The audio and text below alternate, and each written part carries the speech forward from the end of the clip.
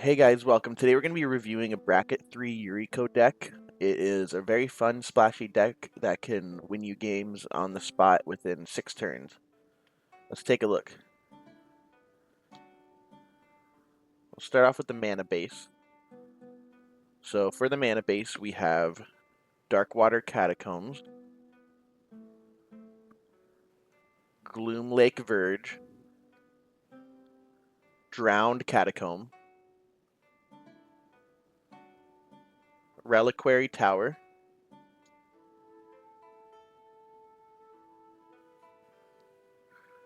Access Tunnel. Target creature with power 3 can't be blocked. Mutavault creates a 2/2 creature that can swing in with Yuriko. Rogue's Passage. Target creature can't be blocked this turn. Command Tower. Add 1 mana of any color. Sunken Hollow.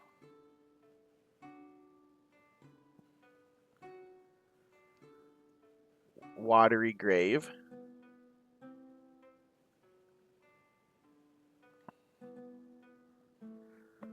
Polluted Delta.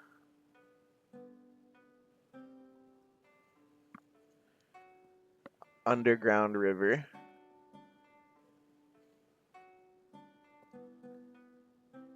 Dark Slick Shores.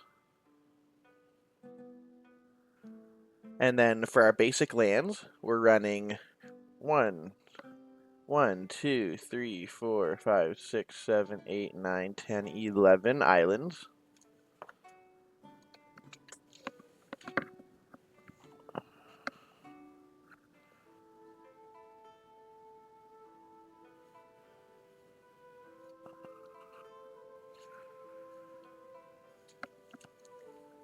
And then we have 1, 2, 3, 4, 5, 6, 7, 8, 9, 10, 11 swamps.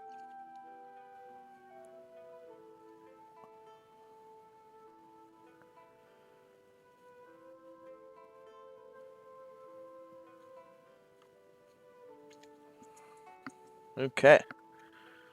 Now we will go into sorceries.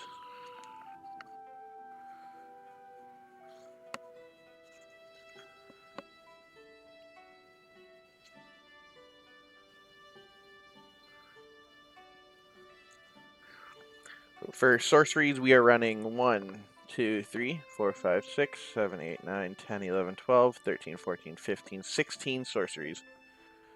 We'll start off with Bribery. Search target opponent's library for a creature card, put it on the battlefield under your control. That's a great card to leverage some advantages. Temporal Trespass. Take an extra turn after this one. Delve. Karn's Temporal Sundering. Target player takes an extra turn after this one. Return up to 1 non-land permanent to its owner's hand. Deadly Tempest. Destroy all creatures. Each player loses life equal to the number of creatures he or she controlled destroyed this way. Usually we only have 1 or 2 creatures, so that usually doesn't do too much damage to us, but it can kill a player on the spot. Fell. Destroy target creature. Feed the Swarm. Destroy target creature or enchantment an opponent controls. You lose life equal to its mana value. Reanimate. This is one of my favorite cards of Spider-Man Edition, Reanimate. Return target creature card from a graveyard onto the battlefield under your control. Lose life equal to its mana value. Then we got Treasure Cruise. Delve. Draw 3 cards. We're mostly using these for the high mana values to flip into with Yuriko's ability. Mystic Speculation. This one's a really strong card in this deck. It has buyback for 2 mana, scry 3, so you can continuously every turn ensure the most highest mana value flips into. Ponder, Spider-Man Edition. Look at the top 3 cards of your library. Put them back in any order. You may shuffle your library. draw a card. Nice little cantrip, gets us some draw. Personal Tutor. Search your library for a sorcery card, reveal it, then shuffle and put it on top. This will ensure big flips because we have some sorceries with high mana values. Profane Tutor. This is a nice budget tutor. It gets the job done. By turn 4, you're guaranteed something that'll help you. Diabolic Intent. This is a good card in this deck because a lot of the time you want Yuriko to die so you can get your ninjutsu trigger back if you need to. And this allows you to sacrifice a small token or a 1/1 unblockable to get Yuriko back. Or you sacrifice Yuriko. Cruel Tutor Avatar Edition. Search your library for a card, put it on top. Lose 2 life. This card's really good, but it gets you another big sorcery to put on top, or a big... You can get Draco with that one. Fabricate. Search your library for an artifact card, put it into your hand, and then shuffle. That's good to get you Scroll Rack or any of the artifacts that will help you top deck stuff. Diabolic Visions. Look at the top 5 cards of your library, exile one of them into your hand, put the remaining 4 on top of your library in any order. Just another cantrip that allows you to stack the top of your deck. Next, we will go into artifacts. We're only running 4 artifacts, just a few. Let's start off with Whisper Silk Cloak. Equipped creature is unblockable and has Shroud. Scroll Rack. 2 mana. Exile, pay 1 mana and tap it. Exile any number of cards from your hand face down. Put that many cards from the top of your library into your hand. Then look at the exiled cards and put them back in top of your library in any order. That allows you to, say I have Draco in my hand, I can put Draco down, draw a card, and put Draco on top of the library, flip into it, big damage. Soul Ring. Sensei's Divining Top. 1 mana, pay 1, look at the top 3 cards of your library, then put them back in any order. Tap it, draw a card, then put Sensei's Divining Top on top of its owner's library in any order. So those are all our artifacts, just stuff to help us either unblockable or manipulate the top of our deck.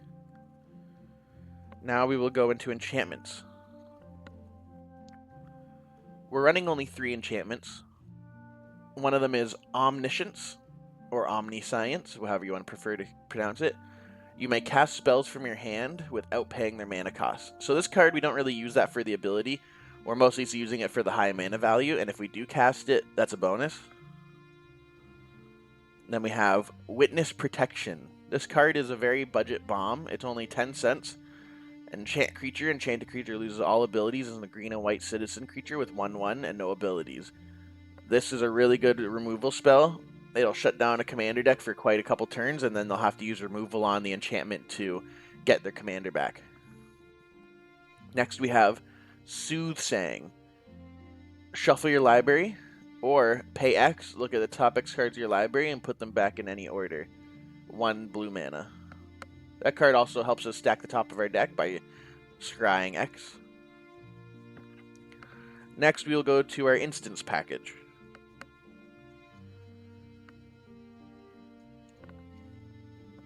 We're running 1, 2, 3, 4, 5, 6, 7, 8, 9, 10, 11, 12, 13, 14 instants.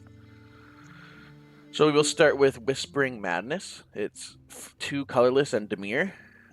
Each player discards their hand and draws cards equal to the greatest number of cards discarded this way, but it has Cipher, so you can attach it to a creature and cast it if it deals damage to a player for free.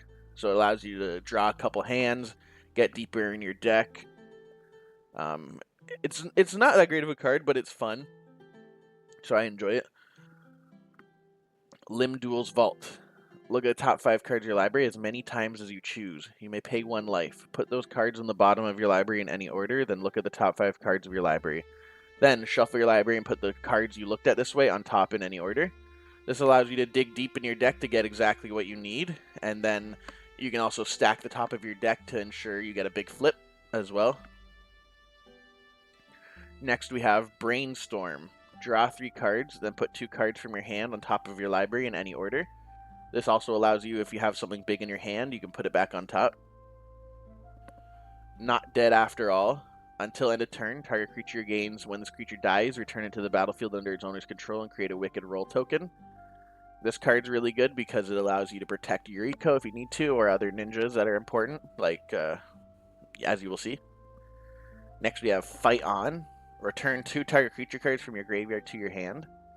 This is good in case someone blows up our big creatures so we can get them back into our hand as soon as possible. Spider Sense. Web Sling, 1 blue mana. Counter target instant, sorcery, or triggered ability. This works good because a lot of the time our creatures are tapped. And a lot of the time you want to bounce Yuriko back to your hand anyways to get another additional flip off her. Next we have Commandeer. 7 mana. You may exile 2 blue cards from your hand.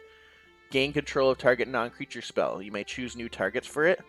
This is really good because not only is it a high mana value, but you can exile 2 blue cards, so it's free. And it can protect Yuriko or steal a game-changing creature, non-creature spell. Next we have Flare of Denial.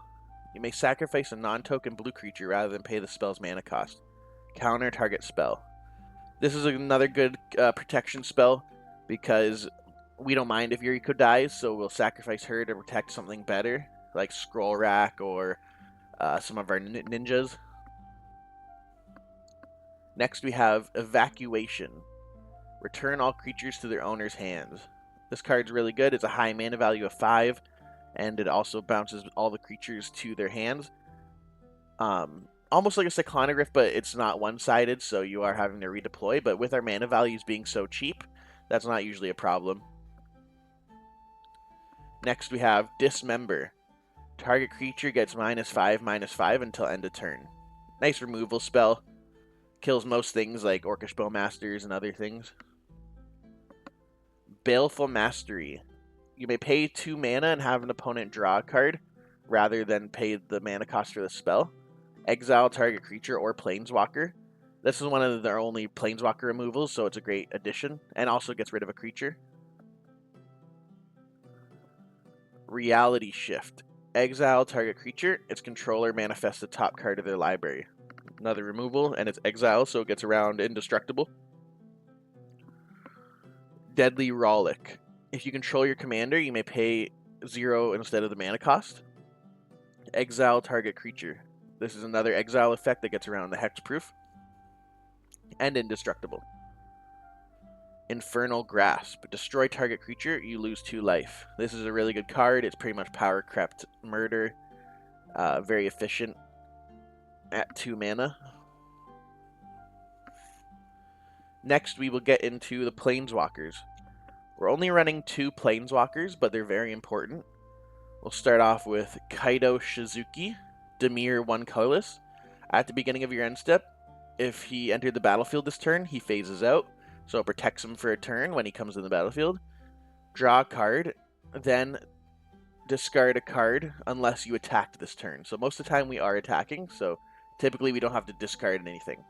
-2, create a 1/1 blue ninja token with this creature can't be blocked. That's great because it'll kick off Yuriko. We can do that as soon as he hits the field to get that unblockable token.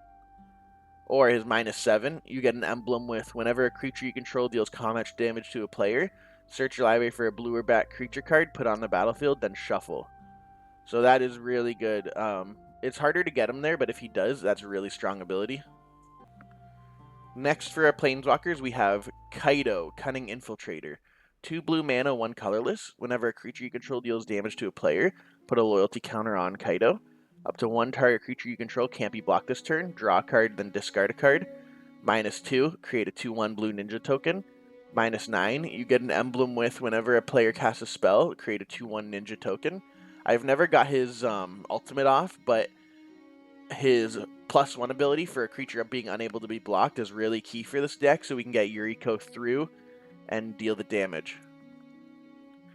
Next, we got our creature package. We're running 1, 2, 3, 4, 5, 6, 7, 8, 9, 10, 11, 12, 13, 14, 15, 16, 17, 18, 19, 20, 21, 22, 23, 24, 25 creatures. So we'll start off with our unblockable creatures. These are all key creatures made to give Yuriko unblockable or be unblockable.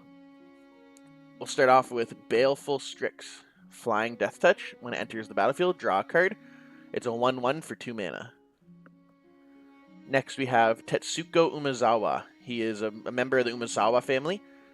Creatures you control with power or toughness 1 or less can't be blocked. So this gives majority of our small evasive creatures unblockable. Thousand Face Shadow. He's a 1-drop 1/1 flying ninja. He has a ninjutsu ability that you don't typically do when he becomes a copy of a creature that's tapped and attacking. But majority of the time, it's just a 1/1 with flying, but he is a ninja. So since he's a ninja, it does trigger Yuriko's ability. Next we have Invisible Stalker. 1/1 for 2 mana, hexproof. He is unblockable, so this allows us to get through. Moth Dust Changeling. 1 mana, 1/1. Tap an untapped creature you control. Moth Dust gains flying until end of turn. This is great because it's also a ninja since it is a changeling. Slitherblade. 1/2, can't be blocked. Changeling Outcast, another unblockable changeling, setting off Yuriko's ability.